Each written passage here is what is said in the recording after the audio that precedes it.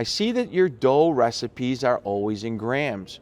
Why do you recommend weighing out your ingredients instead of using measuring cups and tablespoons?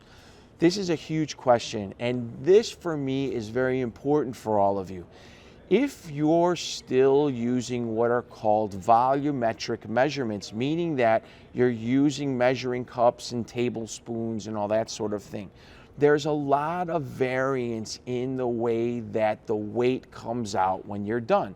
For example, if you scoop a cup of flour and pour it onto a scale, that number will have a variance between one day to another. You won't always scoop the same exact weight.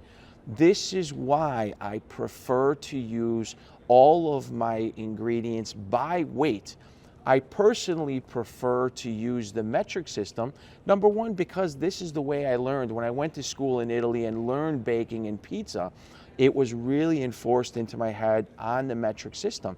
It's so easy to measure in grams because you have a very specific number.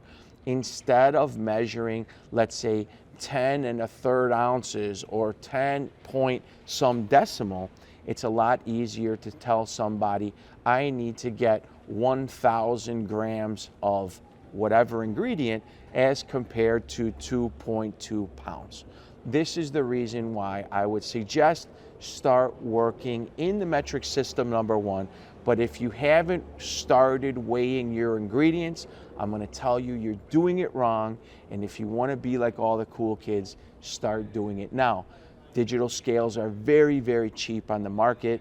I just purchased a digital scale that has two different scales all in one.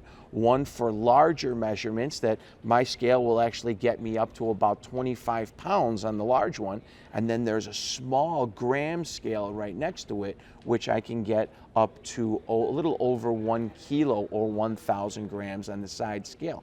So it's very convenient, very compact, very cheap. I want to say that I spent under $40 for that particular scale on Amazon.